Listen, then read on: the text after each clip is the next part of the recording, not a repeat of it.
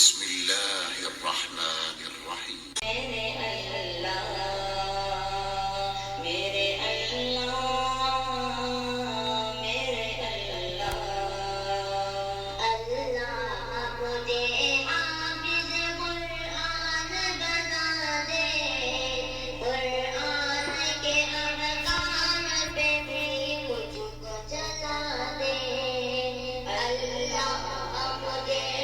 السلام علیکم ورحمۃ اللہ وبرکاتہ۔ الحمد للہ والصلاة والسلام علی رسول اللہ وبعد۔ اعوذ باللہ من الشیطان الرجیم، بسم اللہ الرحمن الرحیم۔ 16ویں پارے کا خلاصہ پیش خدمت ہے۔ گزشتہ پارے کے خلاصے کے ضمن میں ہم نے جانا تھا کہ سورہ کہف کی ابتدا 15ویں پارے یعنی گزشتہ پارے ہی سے ہو گئی ہے۔ سورہ کہف کے اندر 4 فتنوں کا تذکرہ ہے۔ مال، علم، دین کے فتنے سے متعلق گفتگو ہم نے گزشتہ پارے میں کر لی تھی۔ اس پارے کے ابتدائی آیتوں میں بادشاہت کا فتنہ مذکور ہے۔ بادشاہت کا یہ فتنہ ذوالقرنین کے واقعہ میں بالکل بظاہر ملاحظہ کیا جا سکتا ہے۔ یہ ارباب اقتدار کے لیے، اثر و رسوخ رکھنے والوں کے لیے ایک نمونہ اور آئیڈیل ہے کہ وہ اپنے سلطان کو، اپنے اثر و رسوخ کو اور اپنی طاقت اور پاور کو لوگوں کے درمیان عدل و انصاف قائم کرنے کے لیے استعمال کریں۔ سورہ کہف کی آخری آیتوں میں اللہ رب العالمین کے سامنے پیشی کے دن کے مناظر کو ذکر کیا گیا ہے اور کفار و اہل ایمان کے انجام کو بھی بیان کیا گیا ہے۔ سورہ کہف کے بعد اسی پارے کے اندر سورہ مریم کا آغاز ہوا ہے۔ سورہ مریم کے اندر رحمت کا کلمہ 18 مرتبہ آیا ہوا ہے۔ اس صورت میں رحمت کی جگہیں ہمیں تلاش کرنی چاہیے اور ان کے اسباب پر غور کرتے ہوئے ان کو عمل میں لانا چاہیے۔ ہو سکتا ہے کہ ہم اللہ رب العالمین کی رحمت کے مستحق بن جائیں۔ سورت میں تقوی کے 5 فوائد بیان کیے گئے ہیں۔ سورہ مریم کے اندر تقوی کے 5 فوائد بیان کیے گئے ہیں۔ ہمیں ان کو نکالنے کی کوشش کرنی چاہیے، ہم انہیں غور کریں اور ان کے مطابق عمل کریں۔ اللہ رب العالمین ہمیں تقوی کے ان فوائد سے مالا مال کرے۔ سورہ مریم کی ابتدا میں زکریا علیہ السلام کا قصہ بیان ہوا ہے اور یہ بتایا گیا ہے کہ بڑھاپے کی عمر میں جبکہ ان کی بیوی بانجھ بھی تھیں، اللہ رب العالمین نے کیسے انہیں بیٹا عطا کیا۔ کہ اللہ رب العالمین کی قدرت کاملہ کا تذکرہ ہوا ہے یہاں پر۔ کیا اس قدرت کو پڑھنے اور جاننے کے بعد بھی کیا ہم اللہ رب العالمین کی رحمت سے مایوس ہو سکتے ہیں؟ اللہ رب العالمین کی رحمت سے مایوس نہ ہو۔ اللہ سے ہم دعا کریں، اللہ رب العالمین سے مانگتے رہیں، اللہ رب العالمین سے ہم اپنے فریاد کرتے رہیں۔ اس پارے کے اندر مریم علیہ السلام کے یہاں عیسیٰ علیہ السلام کی پیدائش کا تذکرہ کیا گیا ہے اور یہ بتایا گیا ہے کہ انہوں نے ماں کی گود میں ہی اللہ کا بندہ اور رسول ہونے کی بابت گفتگو کی تھی۔ عیسیٰ علیہ السلام کی پیروی کرنے والے لوگ جو یہ کہتے ہیں کہ عیسیٰ علیہ السلام رب ہیں یا اللہ کے بیٹے ہیں، ان کا یہ دعویٰ بالکل درست نہیں ہے۔ اللہ تعالیٰ تو ان باتوں سے پاک اور برتر ہے۔ سورہ مریم کے اندر ابراہیم علیہ السلام اور ان کے اپنے والد کے ساتھ بتوں کی عبادت کے سلسلے میں بات چیت کا قصہ ہے اور اس دوران نرمی کا لحاظ اور بار بار ان کا مشرک ہونے کے باوجود ابراہیم علیہ السلام کا اپنے والد کو یا ابتی کہہ کر مخاطب کرنے میں ایک داعی کے لیے اپنے والدین کے ساتھ دعوت کے وقت نرمی اختیار کرنے کا درس موجود ہے۔ ابراہیم علیہ السلام نے کس طرح سے اپنے والد جو کہ وہ مشرک تھے ان سے گفتگو کرتے ہوئے ابراہیم علیہ السلام نے کس قدر نرمی کا لحاظ رکھا اور وہ بار بار یا ابتی کہہ کر ان کو مخاطب کر رہے ہیں۔ ایک داعی کو چاہیے کہ وہ اپنے والدین کے ساتھ دعوت کے وقت نرمی اختیار کرے، ان کے ساتھ الجھنے کی کوشش نہ کرے۔ یقیناً انبیاء کرام کی زندگی میں ہمارے لیے آئیڈیل اور نمونہ ہے۔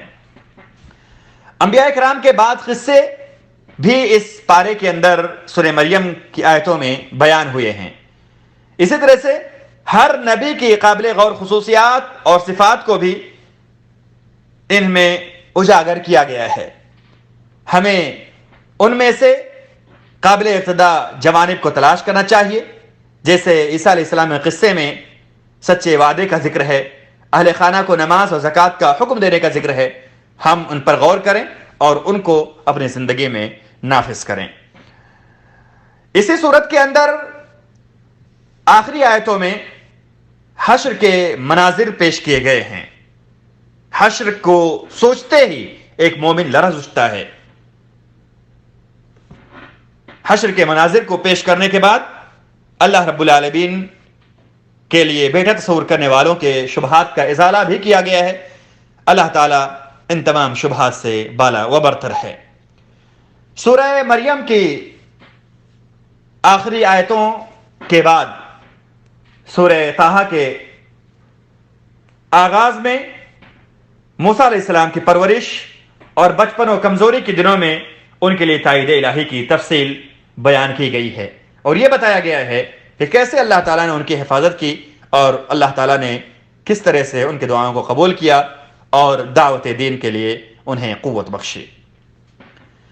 سورہ طٰہٰ کے اندر عارضی خوف کی کیفیت جو موسیٰ علیہ السلام کو فرعون کے پاس بھیجے جانے اور جادوگروں سے مقابلے کے وقت لاحق ہوئی تھی، اس کا تذکرہ ہے، اور یہ بتایا گیا ہے کہ اس میں موسیٰ علیہ السلام کو اللہ کی معیت حاصل رہی، بھائی اور ان کے ساتھ موجود آیات کے ذریعے اللہ رب العالمین کی تائید حاصل رہی۔ لہذا ہمیں چاہیے کہ ہم اللہ کا ساتھ اختیار کریں، ہمیں پریشان ہونے کی ضرورت نہیں ہے۔ اللہ رب العالمین کے احکام کے مطابق ہم زندگی گزاریں گے، اللہ رب العالمین کی معیت ہمارے ساتھ رہے گی، اور اللہ رب العالمین ہمارے لیے ہر پریشانی سے نکلنے کا راستہ بنا دیں گے، نجات کا راستہ مہیا کر دیں گے۔ سورہ طٰہٰ کے اندر فرعون کے جادوگروں کا بھی تذکرہ ہے، اور یہ بتایا گیا ہے کہ وہ صبح میں کافر تھے مگر شام میں فرما بردار مومن بن گئے۔ ذرا ہم غور کریں کہ ایمان ان کے اندر کس قدر سرعت کے ساتھ اثر کر گیا۔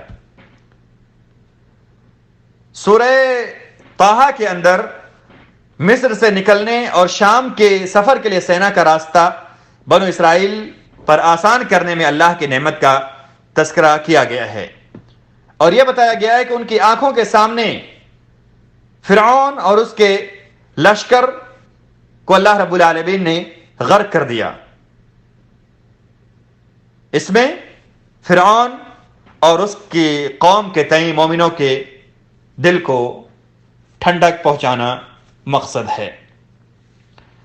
اس پارے کے اندر سورہ طٰہٰ کی آیات میں موسیٰ علیہ السلام کی غیر موجودگی میں سامری نے بنو اسرائیل کی عبادت کی خاطر جو بچڑا بنایا تھا اس کا بھی تذکرہ ہے، اور یہ بتایا گیا ہے کہ اس نے اپنے باطل کو کس طرح سے اچھا بنا کر پیش کیا، اور جاہل لوگ اس کی عبادت پر راضی بھی ہو گئے۔ لہذا اس میں ہمارے لیے سبق ہے کہ ہم باطل کی طرف بلانے والوں سے ہوشیار رہیں، چاہے جس قدر وہ اپنے باطل کو مزین کیے ہوئے ہوں۔ باطل کی تزیین کاری کرنے والوں سے ہم ہوشیار رہیں۔ لوگ باطل کو مزین کر کے لوگوں کے سامنے پیش کرتے ہیں، اور لوگ کبھی کبھار دھوکہ کھا جاتے ہیں۔ ہمیں ایسا نہیں ہونا چاہیے، ہمیں ہوشیار رہنا چاہیے۔ ہمیں حق اور باطل کو قرآن و سنت کے پرکھ کے ساتھ اختیار کرنا چاہیے۔ سورہ طٰہٰ کی آخری آیتوں میں بروز قیامت نصیحت سے منہ موڑنے والوں کے سلسلے میں گفتگو کی گئی ہے، اور اس دن ان کی رسوائی کی صورتیں بیان کی گئی ہیں۔ اسی طرح سے اس دن واقع ہونے والی ہولناکیوں کی تصویر کشی بھی کی گئی ہے۔ اس پارے کے آخر میں اس بات کی یاد دہانی کرائی گئی ہے کہ شیطان انسان کا دشمن ہے، جیسا کہ آدم علیہ السلام کے قصے سے معلوم ہوا، اور شیطان نے انہیں کس طرح سے اپنا شکار بنایا اس کا بھی تذکرہ ہوا ہے۔ لہذا ہمیں اپنے پہلے باپ کے دشمن یعنی شیطان سے ہوشیار رہنا چاہیے۔ اس پارے میں سورہ طٰہٰ کے اخیر میں مشرکین کی بیجا باتوں سے نبی کو تسلی دیتے ہوئے دین پر ثابت قدم رہنے کا حوصلہ دیا گیا ہے، اور یہ بتایا گیا ہے کہ دشمنوں کے مقابلہ کے لیے صحیح طور پر نماز کی ادائیگی بہت ضروری ہے۔ اللہ تعالیٰ سے دعا ہے کہ اللہ رب العالمین ہمیں صحیح معنوں میں نماز کو قائم کرنے کی توفیق عطا فرمائے۔ یہ 16ویں پارے سے متعلق چند ہدایات تھیں جن کو ہم نے آپ کے سامنے پیش کرنے کا شرف حاصل کیا۔ اللہ تعالیٰ سے دعا ہے کہ اللہ رب العالمین ہمیں ان ہدایات پر عمل